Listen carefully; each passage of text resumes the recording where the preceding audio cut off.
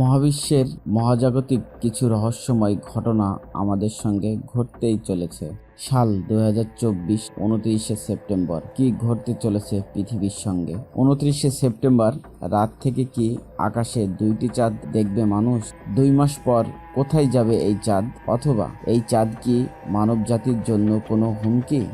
দ্বিতীয় চাঁদ পেতে যাচ্ছে পৃথিবী।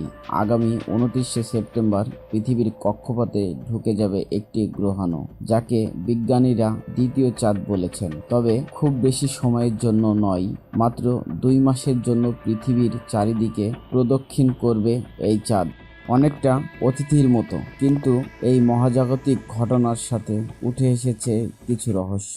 মামু সিরিজের আজকের ভিডিওতে চলুন জেনে নেই পৃথিবীর এই দ্বিতীয় চাঁদের আদ্যপ্রান্ত।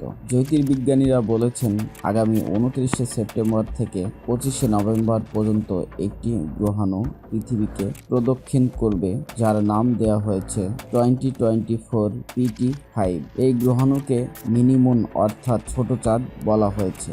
আমেরিকান অ্যাস্ট্রোনমিক্যাল সোসাইটির এক গবেষণায় এই গ্রহাণুর গঠন, ভ্রমণ পথ সহ অন্যান্য বিষয়গুলো এসেছে। মাদ্রিদের কমপ্লুটেন্স বিশ্ববিদ্যালয়ের গাণিতিক বিজ্ঞান অনুষদের গবেষক কার্লোস দো লাফুয়েন্তে মার্কোস জানান, গ্রহাণুটির ব্যাস প্রায় 37 ফুট, যা একটি 4তলা ভবনের সমান উঁচু।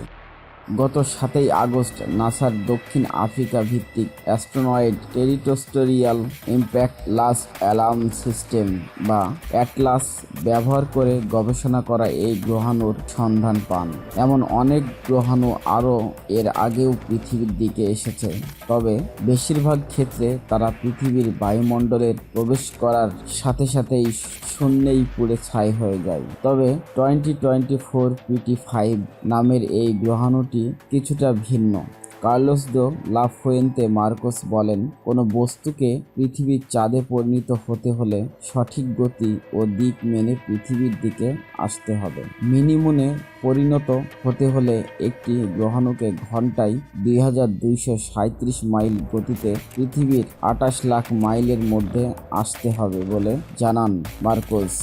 আর 2024 PT5 এর শর্তগুলো মেনেই ধেয়ে আসছে পৃথিবীর দিকে। তবে কিছুটা হতাশ হবার মতো বিষয় হচ্ছে, রাতের আকাশে চাঁদের পাশে আরেকটি চাঁদ বা আকাশে একসাথে দুইটি চাঁদ এমন কোনো বিষয় ঘটবে না।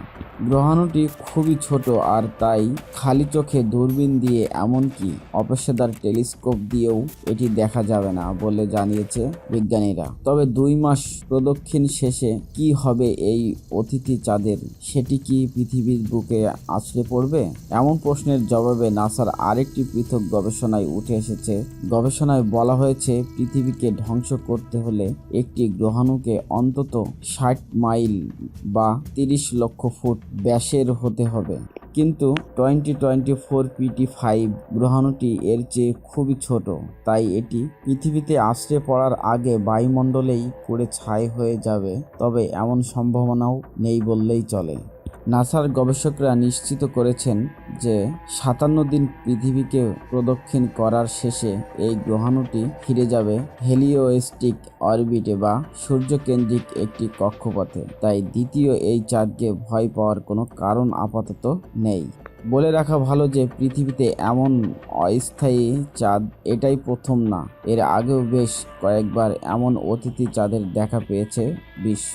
সর্বশেষ 2020 সালের ফেব্রুয়ারি মাসে পৃথিবীর কক্ষপথে 2020 CD3 নামের একটি গ্রহাণু দেখতে পান বিজ্ঞানীরা। পরবর্তীতে জানা যায়, শনাক্ত হওয়ারও কয়েক বছর আগে থেকেই এটি পৃথিবীকে প্রদক্ষিণ করেছে। এর আগে 2006 সালে এরকম ঘটনা আরও একবার ঘটে। এই গ্রহটির নাম দেয়া হয় 2006 RH120। 20 ফুট প্রস্থের এই গ্রহাণু 2006 সালে ও 7 সালের 9 মাস ধরে পৃথিবীকে প্রদক্ষিণ করেছিল। এটা নিয়ে একটু দ্বিমত আছে। অনেকেই মনে করেন এটা আসলে 18 মাস পৃথিবীকে প্রদক্ষিণ করেছিল। সেই সাথে আজকের মতো শেষ করছি। সকলেই ভালো থাকবেন। ধন্যবাদ।